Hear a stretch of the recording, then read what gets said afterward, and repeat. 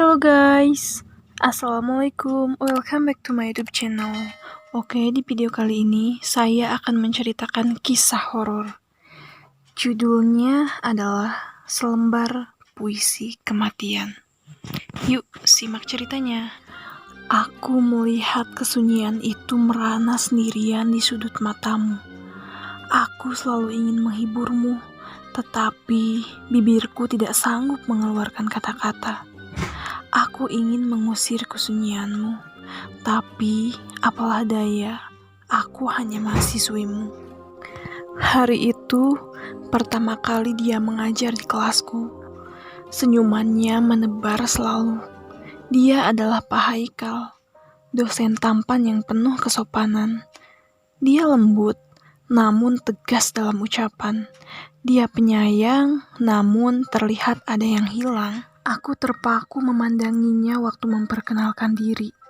Gaya bicaranya lembut, namun terasa kuat hingga merasuk ke dalam hati. Dia tampaknya memang ahli menjatuhkan hati seorang gadis seperti diriku ini. Namaku Haikal Rashidin, kata Pak Haikal kepada kami waktu memperkenalkan diri.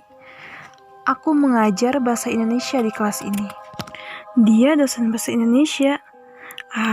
Dia tentu mahir membuat puisi yang menggetarkan hati. Suatu kali, ketika mata kuliahnya berlangsung, aku memintanya untuk membuatkan sebuah puisi untukku. Dia pun menyanggupi. Hatiku terasa terbang melayang ketika secari kertas bertuliskan puisi dia berikan padaku. Ini puisi yang kamu minta, kata Pak Haikal sambil mengembangkan senyumnya. Terima kasih Pak, kataku sambil tersenyum bahagia. Waktu itu, aku tidak langsung membacanya. Aku lipat rapi dan aku taruh dalam buku agar tetap aman. Semua teman menyorakiku dan Pak Haikal. Alangkah bahagianya hatiku, bahagia sekali. Namun, aku kembali melihat kesunyian di sudut mata itu. Walaupun senyumnya mengembang, kesunyian itu tidak hilang. Entah dengan cara apa aku dapat mengusir kesunyian itu. Jika ada kesempatan, aku selalu berusaha mendekati Pak Haikal. Kalau tidak bertanya tentang mata kuliah, aku mengajaknya mengobrol apa saja sambil sedikit bercanda. Aku hanya ingin mengusir kesunyian itu dari sudut matanya, agar di matanya hanya ada kebahagiaan.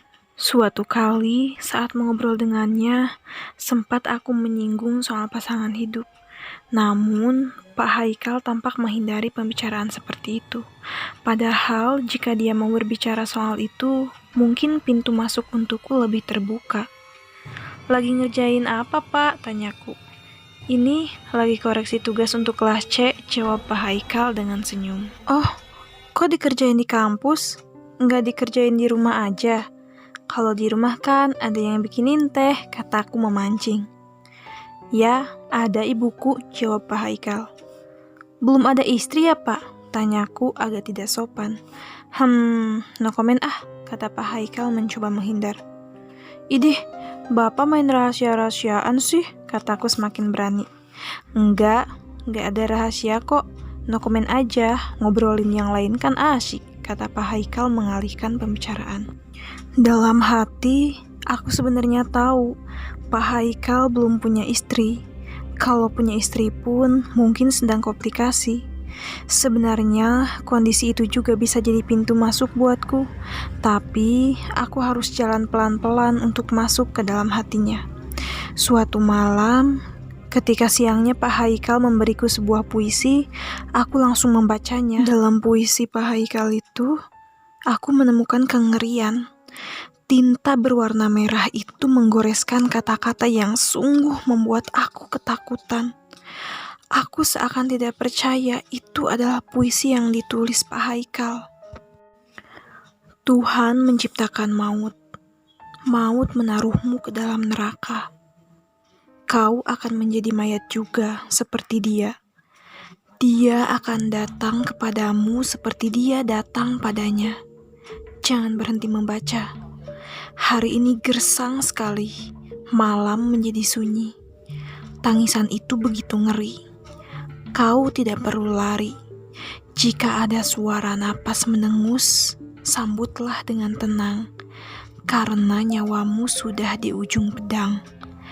Kau mengharap cinta, sedangkan aku hanya punya derita. Jika ku berikan padamu, malam-malammu akan gulita. Dan malam ini, jika lampu mati, dia akan datang menjemputmu. Sudah siapkah? Aku segera menutup selembar puisi itu. Takut dan ngeri menghinggapi jiwaku. Puisi macam apa yang diberikan Pak Haikal padaku ini? Mungkin aku salah memaknai. Aku buka lagi puisi itu. Aku baca lagi. Ini puisi kematian. Dadaku berdebar kencang. Tubuhku gemeteran. Aku segera merobek-robek selembar puisi itu menjadi serpihan kecil-kecil. Aku tidak mau sebuah kata pun utuh di kertas itu. Ada apa dengan Pak Haikal? Tanyaku dalam hati. Aku segera menarik selimut menutupi seluruh tubuhku, termasuk wajahku. Kengerian masih sangat terasa. Terngiang-ngiang dalam pikiranku kalimat, jika lampu mati, dia akan datang menjemputmu. Siapa yang akan datang itu? Malaikat mautkah? Tanyaku dalam hati. Dalam selimut itu, aku membaca doa-doa yang merapalkan kekuatan untuk menyiapkan diri. Apakah aku harus bersiap menghadapi kematian? Aku tidak mau. Aku tidak mau mati sekarang. Aku memekik keras. Pekikan kecilku itu mengagetkan ibu. Beliau masuk ke kamarku dengan terburu. Kemudian membuka selimut yang menutupi wajahku. Kalau tidur, wajahnya jangan ditutupi biar gak ngelindur, kata ibu. Aku hanya mengangguk. Tapi aku takut, Bu, kataku mencoba menjelaskan. Tetapi ternyata kata-kata itu tidak mampu keluar dari mulutku. Kata-kata itu membeku di lidah. Kemudian ibu keluar kamar. Tetapi sebentar kemudian dia masuk lagi. Lampunya dimatiin aja biar lebih nyaman tidurnya, kata ibu. Jangan, kataku serentak berteriak. Kenapa? Takut? Gak usah takut, jadilah perempuan pemberani, perempuan yang tangguh, kata ibu memberi nasihat. Aku tidak bisa menjawab lagi pernyataan ibu itu. Beliau tersenyum lalu mematikan lampu. Klik. Kemudian ibu keluar dan menutupi pintu kamarku. Gulita. Aku segera meringkukkan badan dan memejamkan mata serapat-rapatnya sambil merapalkan doa. Beberapa saat kemudian, aku seperti mendengar dengusan napas. Tapi bukan napasku. Napas siapa? Terngiang dalam kepalaku bait puisi itu. Jika ada suara napas mendengus, sambutlah dengan tenang, karena nyawamu sudah di ujung pedang. Siapa? Siapa kamu? Aku berteriak dalam pikiranku sendiri. Dadaku berdebar amat kencang. Tiba-tiba, indera penciumanku membaui wangian yang menyengat. Rasanya aku sudah tidak sanggup lagi menahan ketakutanku sendirian. Ibu, tolong! Aku berteriak sekuat-kuatnya. Suara langkah kaki ibu berlari menuju kamarku. Itu ibu atau bukan? Aku membuka mata. Samar-samar aku lihat sesosok perempuan dengan baju putih tipis berdiri di ranjangku. Rambutnya tergerai panjang sampai ujung kaki. Perempuan itu memandangiku tajam. Aku segera menutup mataku dengan selimutku. Dia menarik selimutku. Mataku terbuka melihatnya menjulurkan lidahnya yang panjang. Ibu membuka pintu kamar dengan kasar, lalu menyalakan lampu. Ada apa? Tanya ibuku keras-keras. Sesosok perempuan itu menghilang entah kemana. Ibu memelukku yang ketakutan. Aku tidur sama ibu, kataku merengek. Melihat aku ketakutan, ibu tidak berkata-kata apa-apa lagi. Beliau langsung mengajakku ke kamarnya, kemudian menenangkanku dengan segelas air putih. Setelah itu, aku bercerita panjang lebar tentang puisi kematian itu, juga tentang Pak Haikal. Pagi harinya, aku berangkat kuliah masih dengan ketakutan yang mencekram kepalaku. Aku mengendarai mobilku dengan sangat hati-hati, sebab setiap melihat perempuan berbaju putih, aku selalu kaget dan ketakutanku semakin menjadi-jadi. Sesampainya di kampus, trauma akan baju putih yang dikenakan seorang perempuan itu sudah tidak begitu mengagetkanku. Bertemu dengan teman-teman dan mengobrol banyak hal membuatku sedikit lupa. Aku pun mengikuti kuliah dengan penuh perhatian. Namun, kenyamanan kembali sirna itu ketika aku ke toilet. Waktu itu, aku terburu-buru kepingin buang air kecil. Aku berlari kecil menuju toilet. Sesudah sampai di toilet, semua bilik toilet ternyata tertutup. Aku mengetuk semua pintu toilet satu persatu. Siapa tahu ada yang sudah hampir selesai dan bisa mempercepat. Seorang mahasiswa dari jurusan lain akhirnya keluar juga dari dalam toilet. Aku segera masuk ke toilet dan menutup pintu.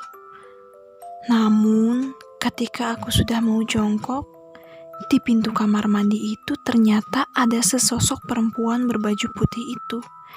Tidak ada kata lain yang terucap kecuali teriakan, "Ah!" Setelah itu, aku tidak tahu apa yang terjadi.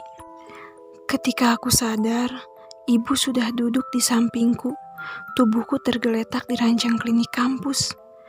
Ibu tersenyum ketika aku telah membuka mata, lalu dia memelukku erat. "Lepaskan dia, biarkan dia menjadi miliknya. Jangan kau berharap lagi kepada dia," kata ibu sambil mengucurkan air mata. Aku memejamkan mata sejenak, mencoba meresapi kalimat ibu dan berharap aku bisa mematuhi kalimat ibu itu. Memang, dan bagaimanapun juga, kalau aku tidak mau diteror oleh hantu perempuan berbaju putih itu, aku harus melepaskan Pak Haikal. Aku harus menihilkan rasa cinta yang sudah mulai tumbuh dan bersemi. Jauh setelah peristiwa itu, aku memang tidak pernah diganggu sosok perempuan berbaju putih dengan rambut sampai ujung kaki itu. Tapi syaratnya begitu pedih. Aku harus membunuh rasa cintaku kepada Pak Haikal. Nah, gimana guys ceritanya? Cukup menyeramkan bukan? Kalau misalkan kalian berada di posisi cewek itu, kalian akan gimana? Akan tetap memperjuangkan cintanya Pak Haikal atau mundur gitu aja karena takut diteror oleh hantu istrinya yang udah meninggal itu? Komen di bawah ya. Sebenarnya kasihan juga ya Pak Haikal. Jadi dia itu tidak bisa mendapat kebahagiaan. Jadi hidupnya hanya dipenuhi dengan kesedihan, kesendirian, dan ketakutan. Kayaknya istrinya yang udah meninggalnya itu selalu mengikuti Pak Haikal kemanapun dia pergi. Merinding juga ya. Oke, jika kalian punya cerita atau kisah horor serem-serem yang benar-benar real, yang pernah kalian alami di kehidupan nyata, kalian bisa membagikan ceritanya. Kalian ceritain di kolom komentar ya. Nanti aku akan bacakan cerita kalian di video YouTube ini. Jika kalian suka dengan videonya, dengan ceritanya, tinggalkan like, comment, share, and subscribe. Jangan lupa bunyikan lonceng agar tidak ketinggalan notifikasi dari aku. Oke guys, sekian dulu videonya. See you in next video. Bye-bye.